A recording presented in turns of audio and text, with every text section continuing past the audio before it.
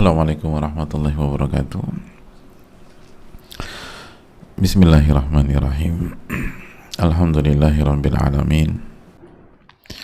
Wa bihi nasta'in ala umuri dunya waddin. Wassalatu wassalamu ala asyrafil anbiya'il mursalin wa ala alihi wa sahbihi wa man sara ala nahjihi bi ihsanin ila yaumidin wa ba'd. Hadirin Allah muliakan, alhamdulillah kita panjatkan puji dan syukur kita kepada Allah Subhanahu wa taala atas segala nikmat dan karunia yang Allah berikan dan Allah limpahkan kepada kita. Nikmat yang sangat banyak,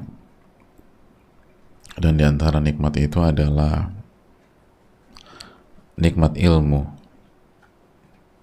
kesempatan untuk menuntut ilmu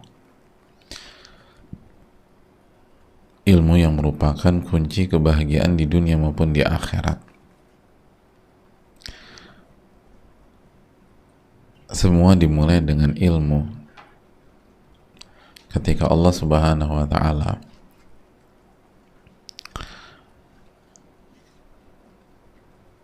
mengutus nabinya sehingga membuat perubahan besar dalam peradaban umat manusia, maka ayat yang pertama kali Allah turunkan apa? Iqra, bacalah. Bismi rabbikal ladzi khalaq. Bacalah dengan menyebut nama Rabbmu yang telah menciptakanmu. Jadi disuruh belajar, hadirin. Maka jika kita ingin merubah kondisi kita dari sengsara menjadi kenikmatan, dari yang sedih menjadi ceria, yang gundah menjadi bahagia, maka mulailah dengan belajar. Ya, belajar menjadi orang bahagia, belajar jadi orang tenang, belajar jadi hamba, karena kuncinya semua dengan ilmu. Kuncinya semua dengan ilmu. Makanya Imam Bukhari menyampaikan, al-ilmu qabla al-qawli wal amal. Ilmu sebelum berbicara dan beramal.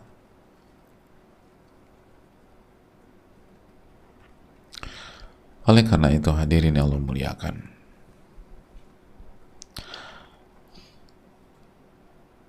bersyukurlah kepada Allah dan minta kepada Allah ilmu yang bermanfaat. Dan yang perlu kita ketahui bahwa Nabi SAW meminta ilmu yang bermanfaat. Dan berbicara tentang ilmu yang bermanfaat, hadirin, kita harus tahu konsepnya. Di antara konsepnya dijelaskan oleh para ulama seperti Al-Imam Ahmad, sosok yang belajar langsung dengan Al-Imam Asy-Syafi'i rahimahullah. Imam Ahmad mengatakan, innamal ilmu mawahib. Ilmu itu pemberian. Ilmu itu pemberian dari Allah.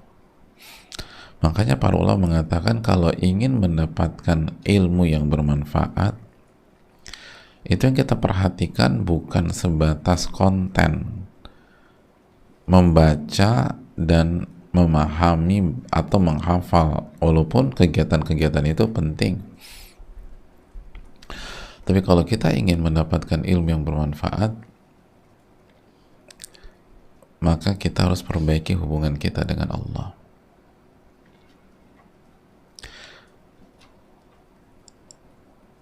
Dan tidak hanya mengandalkan kecerdasan dan kepintaran kita dalam membaca persoalan dan memahami persoalan atau menghafalkan ayat atau hadis. Karena itu sebatas maklumat. Jadi kalau ilmu itu kita pahami sebagai sebuah maklumat saja, maklumat itu konten ya, maka cukup dengan memahami dan menghafal. Tapi kalau kita meyakini ilmu itu anugerah dari Allah, nggak bisa. Di samping kita belajar, di samping kita memahami, kita pun harus nurut dan berusaha taat dan berusaha mengamalkan ilmu tersebut. Kita harus jaga sikap kita dan gerak-gerik kita. Tentu saja nggak ada yang sempurna ya, nggak ada yang sempurna. Tapi harus ada upaya ke arah sana. Baru nanti ketika Allah lihat kita jujur, Allah akan kasih tuh ilmu yang bermanfaat. Allah yang akan kasih. Makanya ini bukan hanya tentang ikut kajian Zoom misalnya, atau online, atau misalnya YouTube dan lain sebagainya. Kita juga harus bersikap yang bersikap yang baik, beradab ketika kajian. Tapi ustadznya nggak ngelihat, iya ustadznya nggak ngelihat, tapi Allah ngelihat. Kalau Allah ngelihat kita malas-malesan, nggak beradab, Allah nggak akan kasih. Allah nggak akan kasih. Tapi kalau Allah lihat ini orang jujur, beradab, sungguh-sungguh, emang ingin merubah diri, nanti Allah kasih. Ilmu itu pemberian, hadirin. Artinya bukan kita nggak ada effort, tapi justru effort yang bermakna membaca, menulis, memahami, menghafal itu nggak cukup. Makanya itu kan para ulama mengatakan al-adab qabla al-ilm, adab sebelum ilmu. Atau dalam ucapan mereka yang lain, nata'allamul hadya kama nata'allamul ilm, kita belajar adab sebagaimana kita mempelajari ilmu. Dan istiqomah, hadirin, konsisten. Man thabata nabat, barang siapa yang konsisten dia akan tumbuh.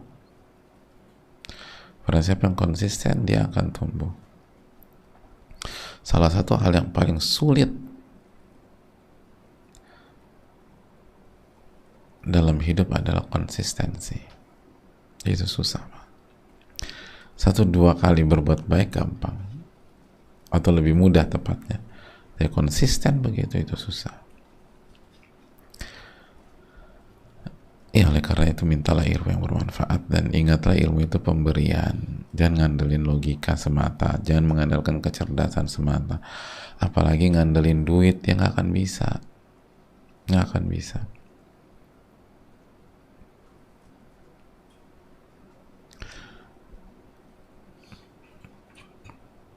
Itu yang perlu kita camkan.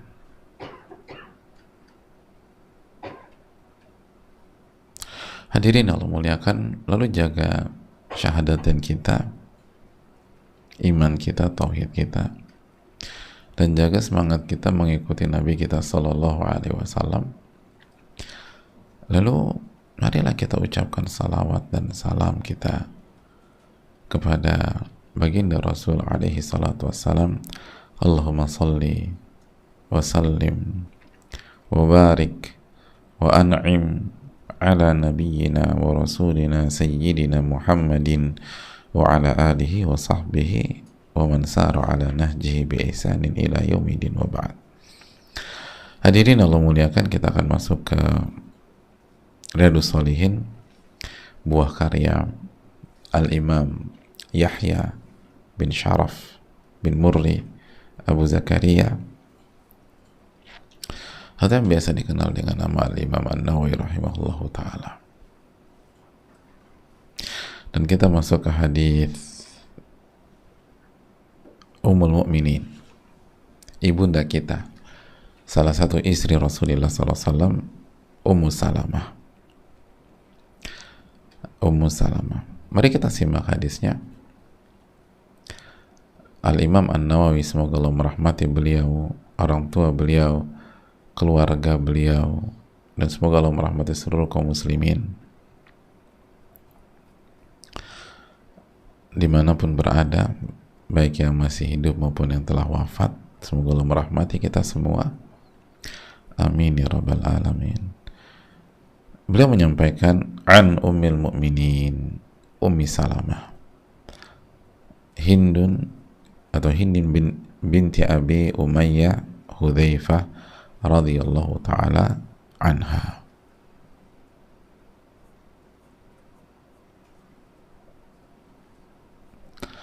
Jadi dari Ummu Salamah. Ummu Salamah itu namanya Hindun binti Abi Umayyah, binti Abi Umayyah. Hudzaifah radhiyallahu taala anha, anin Nabi sallallahu alaihi wasallam, dari Nabi sallallahu alaihi wasallam, annahu qala, bahwa Rasulullah sallallahu alaihi wasallam bersabda, innahu yusta'malu alaikum umara'u fata'rifuna wa tunkirun.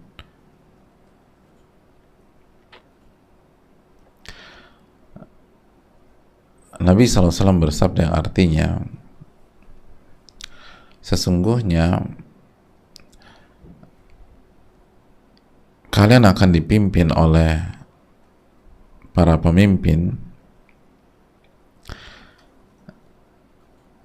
yang kalian mengenali dan mengingkari. Jadi kalian kenal, kalian mengetahui, dan kalian mengingkarinya. Jadi mengenal dan mengingkari. Jadi melakukan kemungkaran-kemungkaran. Faman kariha faqad bari. Barang siapa yang membenci kemungkaran yang dilakukan tersebut, maka dia telah berlepas diri dari kemungkaran tersebut. Dia bebas, arti bebas itu bukan bebas suka-suka, tapi dia telah berlepas diri dari kemungkaran dan dia aman gitu. Waman ankara faqad salim. Barang siapa yang mengingkari maka dia selamat.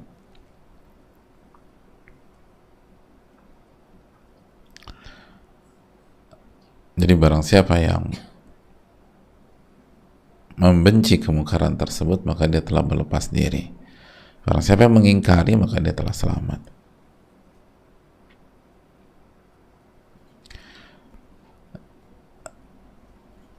Jadi jelasnya barang siapa yang mengingkari, barang siapa membenci, dan Imam Nawawi menjelaskan maksudnya membenci dengan hatinya, karena dia tidak bisa mengingkari dengan tangan atau dengan lisan, maka dia berlepas diri. Jadi maksud mengingkari, barang siapa yang membenci dengan hatinya, karena dia nggak mampu mengingkari dengan tangan dan dengan lisan, maka dia telah berlepas diri, dia aman. Dan barang siapa yang mengingkari sesuai dengan kemampuan, bisa dengan tangan atau dengan lisan, sesuai dengan kemampuannya, maka dia telah selamat. Jadi kembali kepada hadis sebelumnya, barang siapa melihat kemungkaran maka hendaklah dia rubah dengan tangannya, kalau tidak bisa dengan lisannya, kalau nggak bisa dengan hatinya, dan itu selemah-lemahnya iman. Nah dalam hadis ini barang siapa yang nggak bisa mengingkari dengan lisan atau dengan tangan, atau tangan dengan lisan, maka dia harus membenci dengan hatinya dan dia berlepas diri dah. Kalau dia nggak suka dengan hati, saya nggak suka Allah dimaksiati, saya nggak suka Allah dilanggar, itu dia telah berlepas diri. Pada siapa yang mengingkari dengan tangan atau dengan lisan sesuai dengan kemampuan, maka dia telah selamat. Walakin man radiya wa taba'.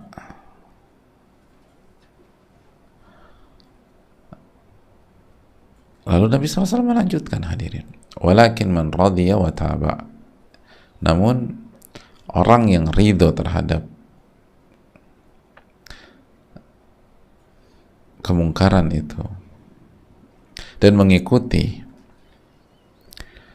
kebijakan yang maksiat tersebut, yang mungkar tersebut, dia yang ridho dan mengikuti mereka pada saat mereka mengajak kepada kemaksiatan, mengajak kepada kemungkaran, hadir ridho dan mengikuti, maka dia telah bermaksiat. Fahuwal 'asi, dia bermaksiat. Jadi yang ridho dan mengikuti dia maksiat juga. Keterangan para ulama, dia akan celaka sebagaimana mereka celaka. Jadi akan celaka, halak, halaka kama halaku. Gitu. Dia akan dia akan celaka sebagaimana mereka celaka. Jadi kalau kita ridho dan mengikuti, karena kan la ta'ata li makhlukin fi ma'siyati khaliq. Kata Nabi SAW, tidak ada ketaatan kepada makhluk jika bermaksiat. Hadirin Allah muliakan. Lalu dilanjutkan, qalu ya Rasulullah ala nuqatiluhum. Lalu para sahabat bertanya kepada Rasulullah sallallahu alaihi wasallam, wahai Rasulullah, apakah kita tidak boleh memerangi mereka? Qal la, enggak boleh. Enggak boleh.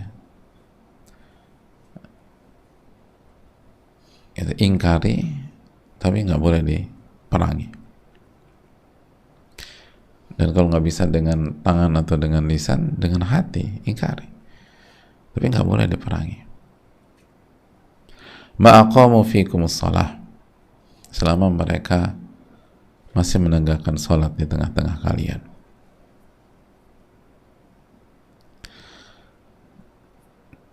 Jadi nggak boleh diperangi, hadirin Allah muliakan, selama mereka masih menegakkan sholat.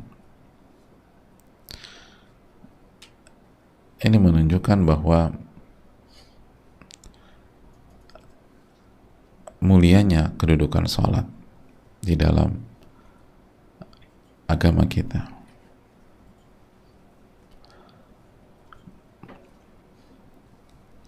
Sehingga menjadi salah satu syarat yang ditetapkan Nabi SAW. Karena nggak boleh selama mereka masih menegakkan sholat.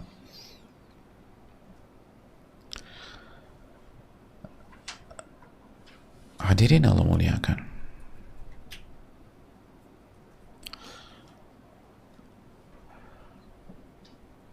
Ulama mengatakan bahwa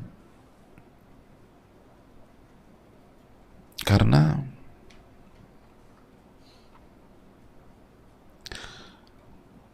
memerangi itu akan menyebabkan fitnah yang lebih fatal dan lebih buruk dampaknya daripada jika kita bersabar terhadap kemungkaran-kemungkaran tersebut.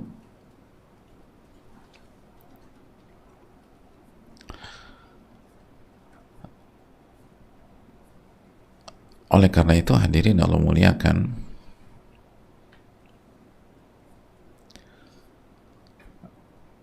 para ulama mengatakan bahwa memerangi dan melawan itu hanya akan membuat masalah lebih buruk, hanya membuat masalah lebih buruk.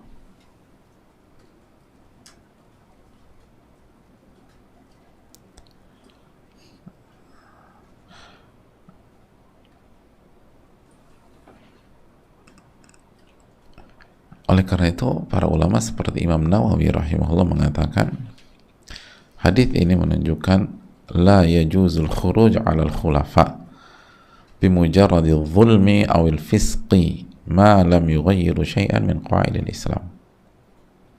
Nggak boleh keluar dari ketaatan atau melakukan pemberontakan, kudeta atau yang lain-lain kepada khalifah atau pemimpin atau penguasa karena sebatas kezoliman atau kefasikan, selama mereka tidak merubah sesuatu dari kaidah-kaidah Islam. Kalau mereka nggak merubah,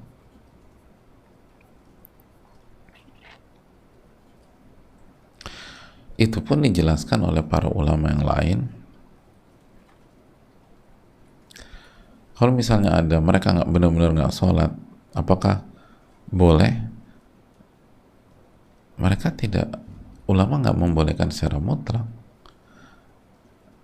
mereka mengatakan jika punya kekuatan yang bisa meredam, tidak akan memberikan efek yang lebih parah.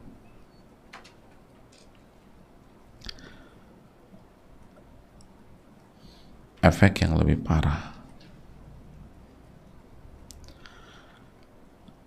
Jadi kalau misalnya tadi kata Imam Nawawi mengatakan ya, dirubah atau tidak sholat,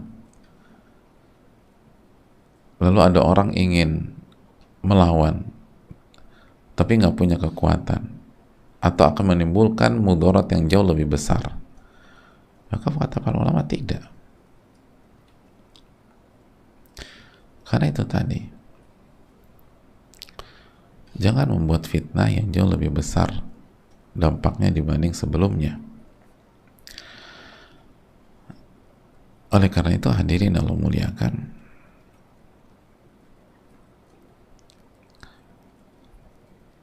pelajaran penting dari hadis ini sekali lagi bahwa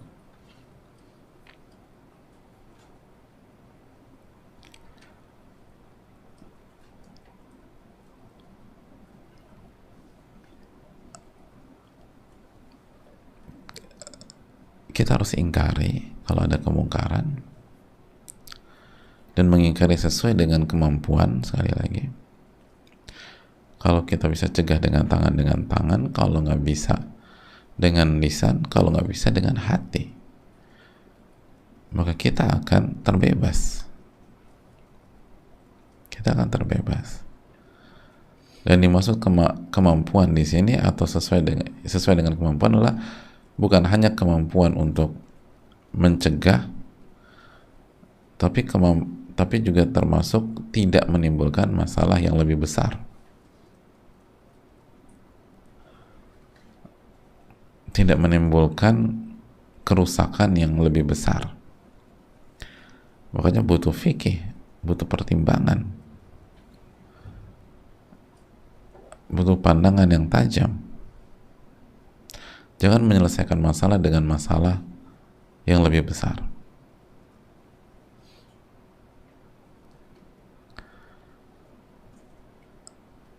Itu yang dijelaskan oleh para ulama.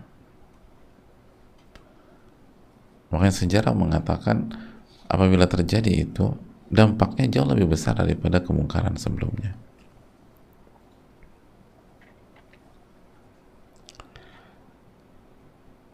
Itu yang perlu kita tanamkan dan renungkan keterangan para ulama kita.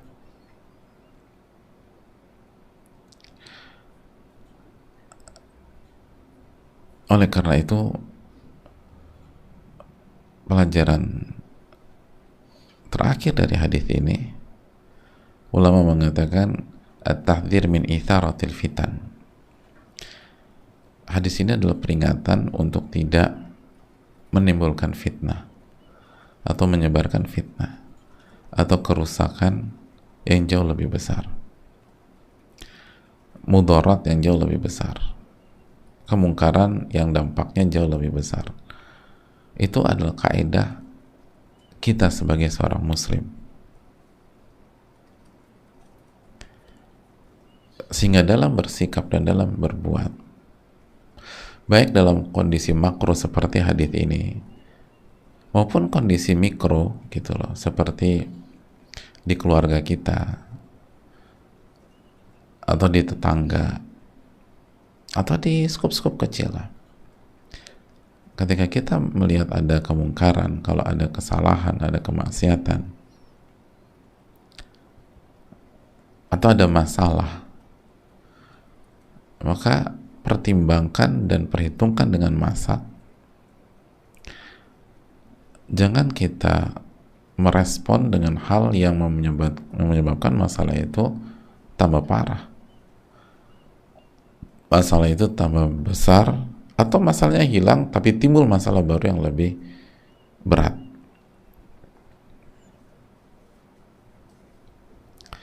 Dan itu kaidah tidak mengingkari kemungkaran yang apabila kita ingkari akan menimbulkan masalah yang lebih banyak. Karena itu bertentangan dengan inti dari amar ma'ruf nahi mungkar itu sendiri. Apa sih salah satu inti dari nahi mungkar? Mencegah kemungkaran agar kemungkarannya itu apa? Bertambah. Bukan kan? Inti dari mencegah kemungkaran kan agar kemungkaran itu hilang atau berkurang. Itu poinnya. Jadi adanya syariat amar ma'ruf nahi mungkar di dalam agama kita itu agar kemungkaran itu hilang atau kemungkaran itu berkurang. Nah, kalau dalam sebuah kondisi kemungkarannya justru bertambah atau hilang berkurang di sisi kiri tapi menimbulkan kemungkaran yang jauh lebih besar di sisi kanan, maka kita diminta untuk tidak mengingkari pada saat itu. Dan sekali lagi, praktek Nabi kita sallallahu alaihi wasallam sangat jelas ya hadirin. Bagaimana beliau tidak menghilangkan berhala dan kesyirikan di Ka'bah ketika beliau berdakwah di awal-awal di kota Mekah, dan kita sepakat itu bukan karena beliau nggak berani, bukan karena beliau pengecut, bukan karena beliau tidak ingin mati syahid, tapi karena perintah Allah untuk mempertimbangkan segala sesuatu dan tidak mencegah sesuatu yang menimbulkan dampak lebih besar lagi. Nah, ini penting untuk kita camkan, dan mulai dari skop yang paling kecil. Kita sebagai suami misalnya, sebagai ayah, sebagai istri, sebagai ibu, sebagai anak, sebagai menantu, sebagai teman atau sahabat, sebagai atasan, sebagai bawahan. Jadi ini bukan sebatas pokoknya kita harus pertimbangkan. Kalau ternyata udah dipertimbangkan, dan cari cara yang paling efektif.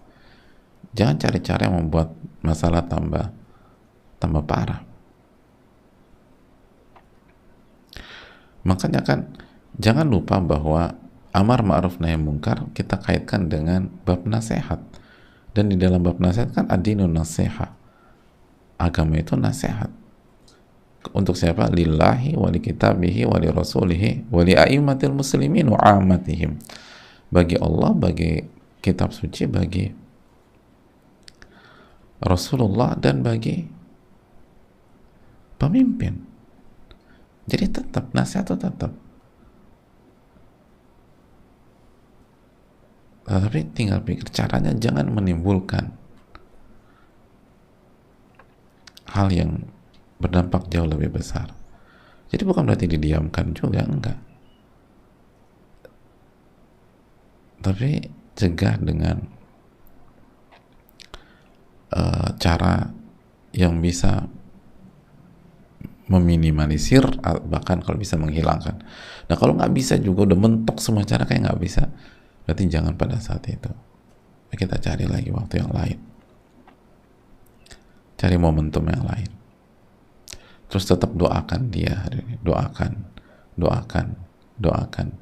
Seringkali kita lupa doakan.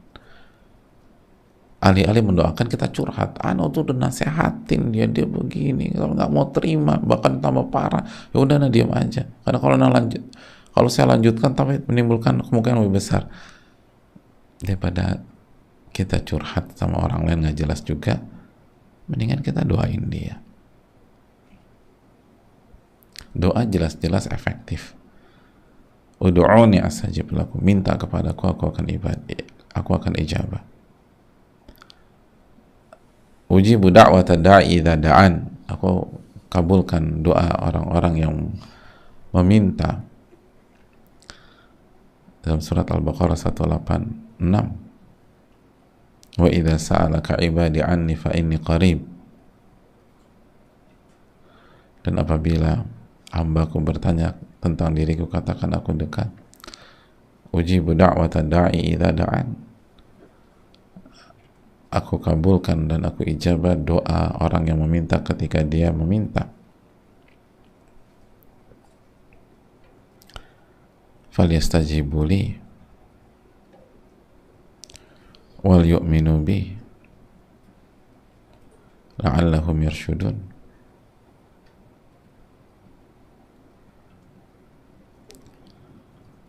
Atau dalam surat Ghafir 60, ud'uni astajib lakum, minta kepadaku aku akan kabulkan.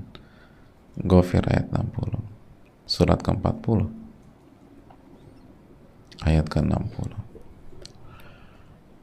Mintalah kepada aku akan kabulkan. Seringkali kita lupa mendoakan, seringkali kita lupa sebutkan namanya dalam doa-doa yang kita panjatkan. Seringkali kita hanya mengandalkan effort kita, upaya kita, usaha kita, lupa bahwa yang membolak-balikan hati adalah Allah Tabaraka wa Ta'ala. Lupa bahwa kita punya Rabb yang Nabi SAW sabdakan, inna quluba bani Adam baina isbi'aini min asabi'i rahman yuqallibu kaifa sya'.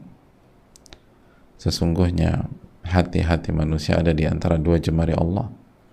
Allah bolak-balikan sesuai dengan apa yang Allah kehendaki. Jadi banyak doa. Lalu ketika ada peluang, masuk lagi, cegah lagi, coba kita nasihati lagi dengan pertimbangan agar ini tidak menimbulkan masalah yang lebih besar.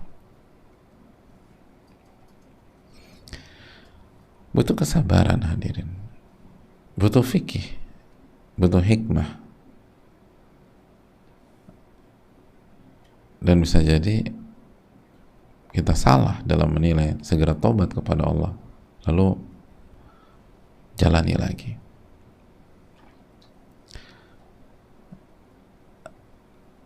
Amar ma'ruf nahi munkar itu nggak mudah.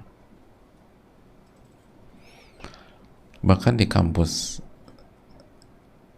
saya waktu itu amar ma'ruf nahi munkar itu ada fakultasnya, fakultas amar ma'ruf nahi munkar, S1, S2, S3.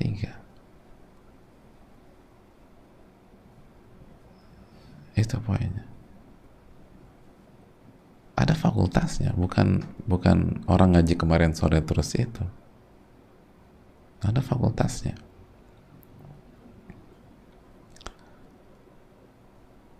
Orang-orang yang mau terjun ke sana. Ini perlu al-luju' ilallah. Perlu kembali kepada Allah, minta pertolongan kepada Allah.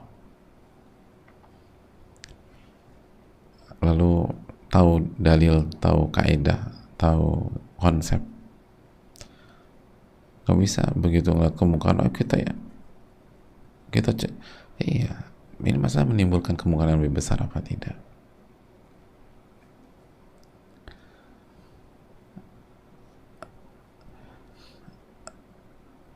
Gak mudah kecuali dirahmat orang yang diberikan taufik dan dirahmati oleh Allah Subhanahu wa Ta'ala.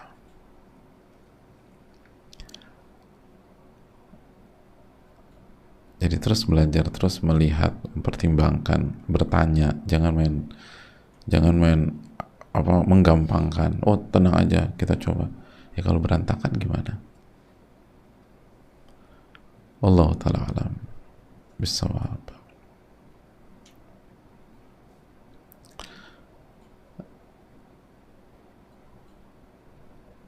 Jadi harus ada kemampuan, bukan hanya kemampuan dalam mencegah atau mengingkari, tapi kemampuan yang membuat tidak ada efek samping yang jauh lebih besar.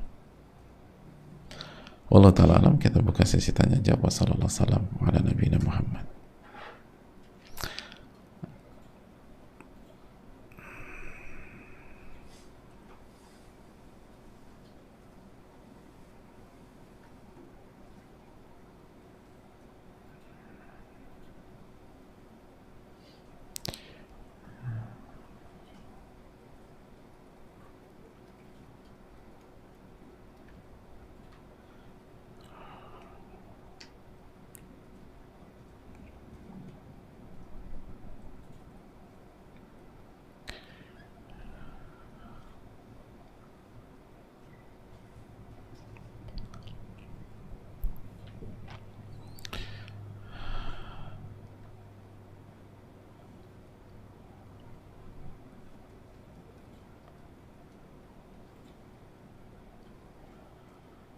Assalamualaikum warahmatullahi wabarakatuh. Waalaikumsalam warahmatullahi wabarakatuh. Semoga Allah senantiasa merahmati Imam Nawawi sekeluarga dan para ulama lainnya, menjaga Ustadz sekeluarga, tim kajian dan seluruh kaum muslimin. Terima kasih atas ilmu yang diberikan Ustadz. Jazakallahu khairan wa iyyakum. Amin ya rabbal alamin. Izin bertanya Ustadz, apakah kita boleh untuk beramar ma'ruf nahi mungkar menunggu kita bisa mengamalkan dulu karena hati serasa tidak nyaman jika kita menyampaikan tapi tidak mengamalkannya terlebih dahulu? Mohon nasihatnya Ustadz. Jazakallahu khairan, barakallahu fikum. Ya, terima kasih atas pertanyaannya. Menjalankan apa yang kita ucapkan itu sebuah keniscayaan dan hendaknya kita punya fokus dan konsentrasi ke arah sana. Tapi kalau kita belum bisa atau mungkin tergelincir, bukan berarti kita tidak amar ma'ruf nahi mungkar.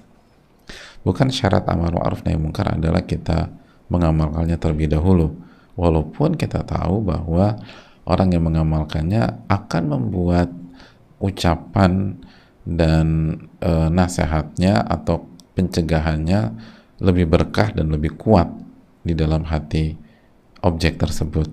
Tapi kalau kita belum bisa atau kita masih tergelincir, segera istighfar, taubat kepada Allah, dan tetap amar ma'ruf nahi mungkar dengan segala keterbatasan kita. Dan sambil kita benahi amal ibadah kita, kita benahi pengamalan kita. Dan ketika kita amar ma'ruf nahi mungkar, itu jangan bangun narasi bahwa kita lebih baik daripada dia, kita manusia suci dan dia pendosa. Enggak, kita ini sama-sama pendosa. Hanya saja kita melihat saudara kita salah di poin tersebut dan kita berkewajiban untuk mengingatkan atau mencegah atau mengingkari. Itu aja. Jadi semua sisi dijalankan, bukan karena kita lebih hebat, bukan karena kita lebih baik. Wallahu ta'ala bisawab. Assalamualaikum warahmatullahi wabarakatuh. Waalaikumsalam warahmatullahi wabarakatuh. Semoga Allah Al-Wahhab selalu merahmati Al-Imam An-Nawawi rahimahullahu ta'ala. Amin ya rabbal alamin. Juga Ustadz, keluarga Ustadz, dan tim Muhajir beserta keluarganya serta seluruh kaum muslimin dimanapun berada. Amin ya rabbal alamin. Semoga kita selalu dikaruniai nikmat hidayah dan taufik hingga akhir hayat kita. Amin ya rabbal alamin. Ustadz Afwan izin bertanya, apakah kewajiban amar ma'ruf nahi mungkar itu harus berkali-kali atau cukup satu kali yang wajib, namun setelahnya itu sudah sunnah? Misalnya ketika menasihat teman kita tentang suatu hal, lalu beliau masih melakukan hal yang dilarang tersebut, apakah masih wajib kita nasihati lagi atau sudah cukup dengan hati saja selanjutnya? Dan kalaupun diingkari dengan lisan, sudah berubah menjadi sunnah hukumnya? Syukran penjelasan, jazakallahu khairan wa iyyakum. Allah Ta'ala misal dengan keterbatasan ilmu kami bukan demikian. Karena Nabi SAW mengatakan, man ra'a minkum munkaran falyughayyirhu. Jadi mencegah kemungkaran itu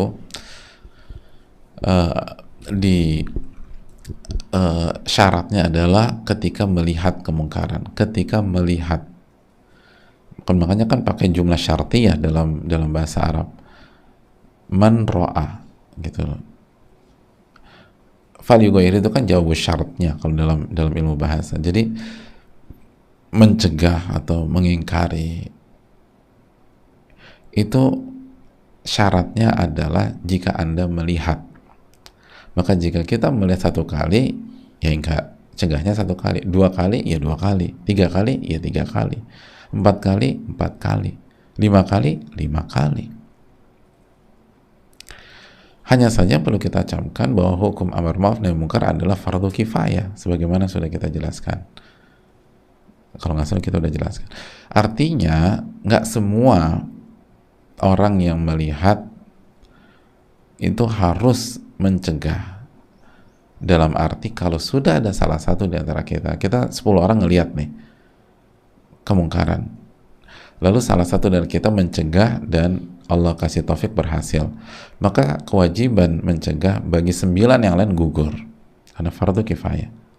Tapi kalau ngelihat 15 menit lagi ngelihat lagi, ya cegah lagi. Kalau salah satu sudah mencegah dan Allah kasih taufik berarti semuanya gugur. Allah ta'ala misal.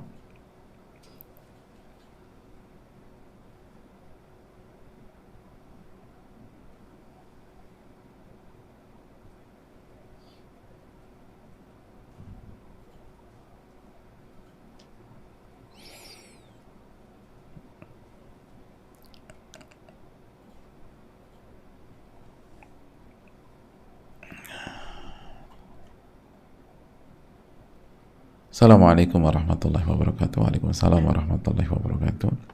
Semoga Allah memberikan perlindungan, kesehatan, keselamatan untuk Imam Nawawi, Ustadz, tim, dan seluruh umat Islam. Amin ya rabbal alamin. Tapi Imam Nawawi sudah wafat, hadirin. Jadi bukan ke kesehatan, mungkin kesehatannya ke yang masih hidup ya. Kalau Imam Nawawi, semoga Allah berikan keselamatan di akhirat ya, dan di alam barzakh. Amin. Pak Ustadz, bagaimana teknis untuk jujur menjalankan bahwa kita benar-benar tawakal kepada Allah? Jazakallahu khairan, barakallahu fikum. Yes, makasih banyak. Wa iyyakum. Jujur itu hal yang sangat sulit ya hadirin. Bahkan inti dari semua ujian adalah tentang kejujuran. Maka memang harus dijalani sehingga kita bisa benar-benar mengevaluasi bahwa kita ini jujur apa enggak sih. Karena kalau kita nggak menjalani lalu evaluasi, nggak akan pernah ketahuan kita jujur atau enggak. Kan jujur kan apa yang kita ucapkan sama dengan kenyataan. Jadi kalau kita belum ngejalanin kenyataan, kita nggak akan pernah tahu kita jujur atau enggak. Jadi coba jalanin. Lalu kita evaluasi, hari ini tuh saya ngamalin ilmu saya nggak sih?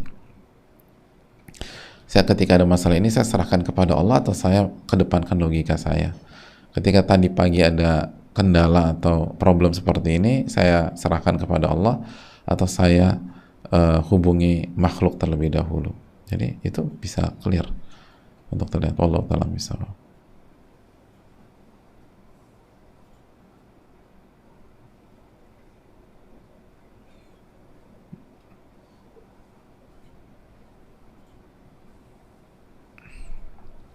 Assalamualaikum warahmatullahi wabarakatuh. Waalaikumsalam warahmatullahi wabarakatuh. Semoga Allah senantiasa merahmati Imam Nawawi, Ustadz, sekeluarga, tim produksi, dan segenap kaum muslimin. Amin ya rabbal alamin. Ustadz, kadang saya tidak sejalan dengan ibu saya dalam beberapa hal, misalnya dalam memperlakukan pembantu di rumah. Jam kerjanya menurut saya terlalu lama, walau yang dilakukan tidak berat. Kebiasaan ibu menawar saat belanja. Ini ibu banget. Atau saat suka ngomongin keburukan tetangga. Tapi kalau mau menasihati ibu, saya khawatir menyakiti ibu, karena makin sepuh sepertinya ego ibu semakin kuat. Jadi untuk beberapa hal tadi saya baru bisa cenderung mengingkari dengan hati, kecuali ada momen tepat saya bisa menyampaikan sedikit nasihat kepada ibu. Selain itu, untuk kelebihan waktu kerja pembantu, diam-diam saya menambah sedekah rutin mingguan untuk beliau. Tanpa sepengetahuan ibu, saya niatkan kalaupun ada sisi zalim dari ibu, na'udzubillah, karena kelebihan waktu kerja, mudah-mudahan sedekah ini bisa menghapuskan dosa ibu. Apa yang saya lakukan sudah benar, Ustaz, mohon nasihatnya. Iya, terima kasih atas pertanyaannya. Iya, hadirin. Sebenarnya bukan ego semakin sepuh kan pola kita tuh semakin mengkristal gitu loh. Pola kita semakin mengkristal. Ibarat di semen tuh udah keras gitu loh. Terus juga akal sehat kita menurun gitu loh. Akal sehat kita menurun. Jadi itu yang jadi masalah. Ila man rahimah rabbuh, tentu saja kecuali yang dirahmati oleh Allah. terus semua semakin menurun kan, menurun. Nah, caranya Allah Ta'ala minta pertolongan kepada Allah, Lalu yang kedua, hadirin Allah muliakan,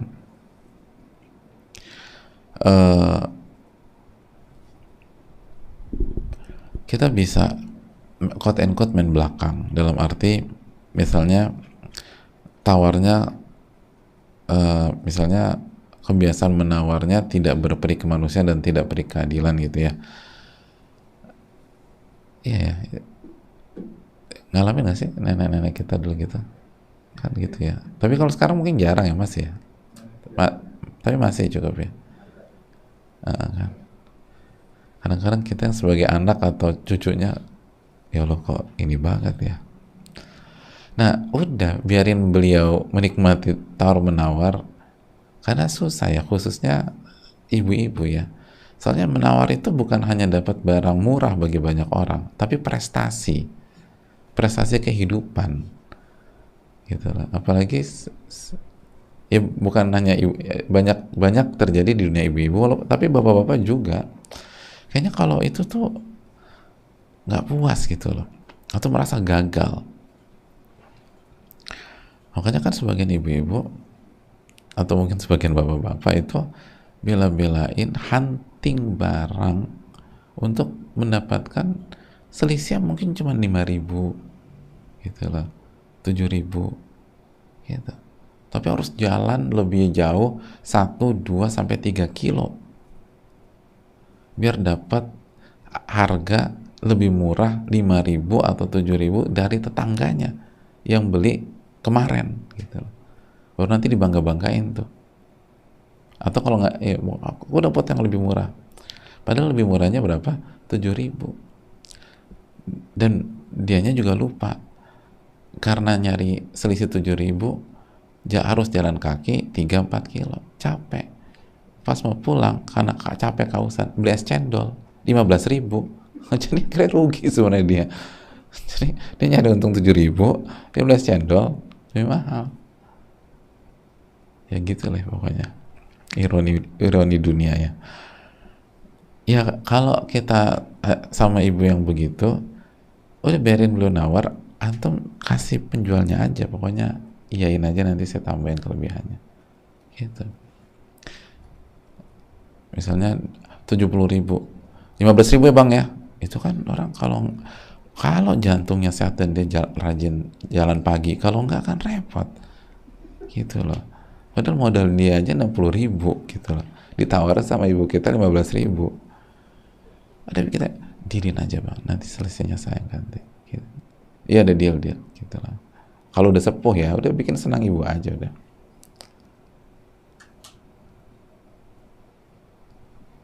gitu. Tapi yang repot kalau gitu, besok-besoknya dia belanja nggak barang kita dan dipikir harganya emang segitu, jadi serba salah juga sih. Tapi intinya kalau bisa lakukan itu, atau itu tadi seperti cara yang sudah dilakukan oleh penanya, jazakallahu khairan, semoga muwafaq ya. Itu pembantu udah dikasih belakangnya, pokoknya udah nih buat kamu, makasih ya udah bantu ibu saya, sabar-sabar ya, namanya juga udah sepuh, udah kasih gitu loh. Jadi bisa, itu kan prakteknya Imam Abu Hanifah, masih ingat kan? Masih, Imam Abu Hanifah kan lakukan itu. Dan ada video pendeknya kan, dipotong gitu, bagaimana ibunya itu lebih percaya fatwa orang lain daripada fatwa anaknya, padahal anaknya Al-Imam Abu Hanifah, salah satu ulama terbaik di dunia, tapi ibunya meragukan, underestimate, bener gak sih anak gue nih gitu ya. Karena kan di mata banyak ibu-ibu, anak tuh tetap anak-anak, walaupun udah berhasil, udah pinternya nggak karu-karuan, tetap aja yang diingat orang tua paling udah sebut itu saat disusuin, saat makan coklat belepotan, saat pipis di celana, saat ganti pampers gitu. Seringkali begitu. Dan banyak ibu-ibu yang nggak percaya sama anaknya sendiri, Tapi apakah Al-Imam Abu Hanifah baper? Enggak, ya udah diajak, ibu mau nanya sama siapa sekarang, lalu disebutkan nama, diantarin, udah bilang baik-baik, ini ibu saya mau tanya sama antum. Itu shock, hah? Gitu. Engkau bertanya kepadaku, wa ma'aki alimu dunia, atau kama qala, engkau bertanya kepada engkau bertanya kepada aku, wa ibu, sedangkan bersamamu ini ulamanya dunia. Artinya alim luar biasa. Itu Abu Hanifah kan langsung bisik-bisik, udah ya, nggak usah banyak komentar, jawab aja gini gitu. Dan dijawab, seneng ibunya. Ini baru jawaban. Padahal jawabannya Abu Hanifah ini, rahimahullahu ta'ala. Tapi gitulah, kayak orang tua tuh punya keunikan begitu-begitu. Udah pulang senang tuh ibunya. Padahal itu jawaban anaknya. Jadi jauh-jauh nyari orang itu, akhirnya pulang bawa jawaban anaknya juga. Ya gitu deh. Pokoknya ini aja lah, nggak usah dibuat. Kalau orang tua udah sepuh-sepuh gitu, udah senengin aja lah. Nggak usah ribet-ribet. Asal nggak melakukan kesyirikan, asal nggak melakukan itu. Nah, adapun ngomongin orang, alihkan perhatian beliau, ganti topik dengan hal-hal yang beliau sukai. Jadi kalau beliau suka masak, udah bicara masak. Beliau suka apa? Masak rendang, udah bicara tentang rendang. Masak ayam panggang, bicara ayam panggang. Udah gitu.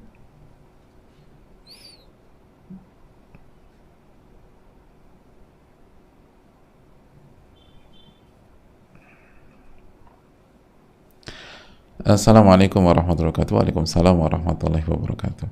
Izin bertanya Pak, kita harus senantiasa beradab saat belajar. Jujur saya ingin sekali mengikuti kajian lebih dari 1 kali setiap harinya. Namun seringkali kesibukan membuat saya hanya bisa mengikuti kajian 1 kali sehari. Terkadang untuk mengikuti lebih banyak kajian, saya sambil membereskan rumah dengan mendengarkan kajian lewat podcast. Apakah hal di atas telah melanggar adab dalam belajar Pak? Terima kasih untuk nasihatnya, jazakallahu khairan. Ya, terima kasih atas pertanyaannya. Adapun frekuensi itu dikembalikan ke persen per persen gitu loh. Contoh, ada orang awam itu, misalnya masyarakat umum, misalnya ada yang belajar seminggu sekali atau sehari sekali aja. Tapi kita tahu ada santri atau santriwati atau itu belajarnya 5 sesi dalam sehari gitu loh. Jadi semua dikembalikan ke masing-masing. Hanya saja yang perlu kita lakukan adalah coba kita evaluasi diri kita, dan hendaknya ilmu kita dan beramal itu berjalan paralel. Jadi jangan dengerin kajian terus setiap hari, tapi pengalamannya nonsen, pengalamannya nggak ada. Lebih baik sehari sekali misalnya, tapi berusaha ditadaburi, direnungkan, diamalkan gitu loh. Jadi kita harus kasih waktu juga untuk mengamalkan. Kita harus kasih waktu juga untuk praktek. Kalau nggak bisa-bisa, kan kaidah konsep belajar para ulama kan ta'allumul ilm wa ta'allumul amal, belajar berilmu dan belajar beramal, sebagaimana dijelaskan oleh Abu Abdurrahman As-Sulami rahimahullah. Lalu yang berikutnya, adab yang tertinggi dan idealnya adalah kita kalau ikut kajian walaupun online itu, atau walaupun rekaman, duduk manis, pakai baju yang bagus, nulis, nyatat, dan serius. Tapi kalau memang kita nggak bisa, kecuali harus disambi, sekali lagi tidak bisa dan tidak ada waktu lagi kecuali disambi, harus sambil nyetrika lah, harus sambil inilah, maka insya Allah nggak masalah. Dijelaskan oleh Syekh Shalih Al-Utsaimin hafizahullah dan para ulama yang lain, karena kaidah ma la yudraku kulluh la yudraku julluh. Sesuatu yang tidak bisa dikerjakan 100% bukan ditinggalkan 100%, tapi kerjakan apa yang kita mampu. Fattaqullaha mastata'tum, bertakwalah kepada Allah semampu kalian. Tapi kan kita harus punya berat. Yang diberikan catatan oleh para ulama adalah yang tidak beradab karena malas, lalai, dan tidak sungguh-sungguh. Artinya dia punya kemampuan dan kesempatan untuk duduk, tapi dia dengar sambil rebahan, itu yang jadi masalah. Dia punya kesempatan atau waktu untuk duduk manis, nyatet, tapi dia nyambi dengan ke dapur lah, masak indomie lah, terus WA lah, itu yang jadi masalah. Tapi kalau nggak ada kesempatan kecuali dengan disambi, fattaqullaha mastata'tum, bertakwalah kepada Allah semampu kalian, dan sesuatu yang nggak bisa ditinggalkan, ya, sesuatu yang nggak bisa dikerjakan 100% bukan berarti ditinggalkan 100%. Jadi kalau nggak bisa 100%, 90%, nggak bisa 80%, nggak bisa 70%, nggak bisa 60%, dan begitu seterusnya.